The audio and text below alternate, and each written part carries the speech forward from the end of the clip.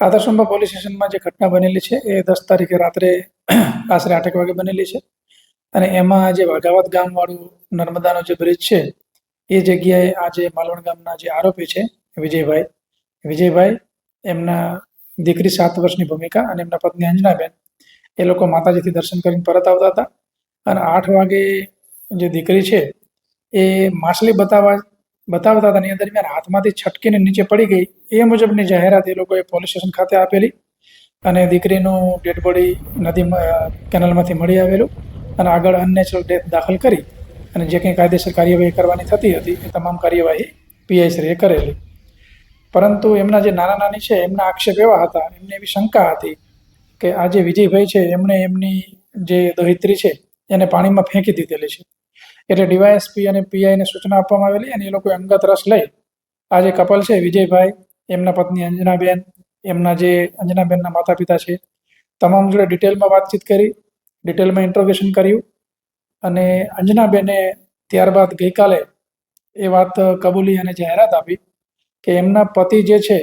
એમને જ એમની દીકરીને કેનલમાં ફેંકી દીધી હતી અને આ બાબતના કારણો જાણવા માટેનું જ્યારે પૂછવામાં આવ્યું ત્યારે અંજનાબેને જણાવ્યું કે એમને ઓલરેડી 2 દીકરી હતી, એક દીકરી હતી અને ત્યારબાદ બીજી દીકરી પણ થઈ, એ 3 વર્ષની છે. એટલે એમના પતિ વારંવાર એમને માનસિક ટોર્ચર કરતા હતા, એમને દીકરો જોઈતો હતો અને દીકરી બાબતમાં સતત અંજનાબેનને માનસિક ટોર્ચર કરતા હતા અને ઘણી વખત આ બાબતમાં એ પોતાના પિયરે પણ ગયેલા છે. ત્યારબાદ જે 10 તારીખનો બનાવ બન્યો એમાં આ વ્યક્તિએ બ્રિજ ઉપર પોતાની દીકરીને લઈ અને ત્યાંથી જ સીધી ફેંકી દીધેલી અને અંજનાબેને જ્યારે વિરોધ કર્યો ત્યારે અંજનાબેનને એને એવી ધમકી આપેલી કે જો તો કોઈને કહી દઈશ આ બાબત તો હું તને છૂટાછેડા આપી દઈશ. એટલે એ ડરને મારી અંજનાબેને થોડોક ટાઈમ સુધી કોઈને કીધેલું નહીં, પરંતુ ત્યારબાદ પોલીસે પણ વિગતવાર પૂછપરછ કરતા અંજનાબેને વિગત જણાવેલી છે અને આરોપી જે વિજય છે એની પૂછપરછ કરતા એને પણ કબૂલાત કરેલી છે અને અંજનાબેને ફરિયાદ આપેલી છે અને મર્ડરનો ગુનો દાખલ કરી અને જે આરોપી વિજય સોલંકી છે એમની ધરપકડ કરેલી છે અને હાલ અમારા જે આદર્શંબા પીઆઈ છે એ ડીવાયએસપીના સુપરવિઝન હેઠળ તપાસ કરી રહ્યા છે.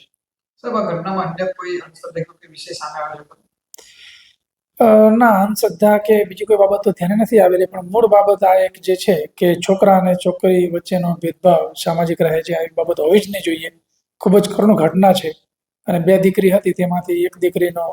આ રીતના એક મતલબ જધન્ય કૃત્ય કહી શકાય એ પ્રકારનું કૃત્ય એના પિતાએ કરેલ છે અને હાલ એના પિતા જે આરોપી છે પોલીસ કસ્ટડીમાં છે. આમાં તમામ પ્રકારના પુરાવા મેળવવાના પ્રયત્નો ચાલુ છે. હાલ અમારી પાસે જે નજરે જોનાર સાક્ષી છે જે દીકરીના મધર અને આરોપીના પત્ની એમણે પોતે ફરિયાદ આપેલી છે. એ સિવાય એના જે પરિવારજનો છે એ લોકોને અમે અલગ અલગ રીતે પૂછપરછ કરી રહ્યા છીએ, પરંતુ હાલ અમારી પાસે મુખ્ય પુરાવો જે ફરિયાદીએ નજરે જોયેલ છે બનાવ એ છે. અન્ય પુરાવા મેળવવાની તજવીજ ચાલુ છે.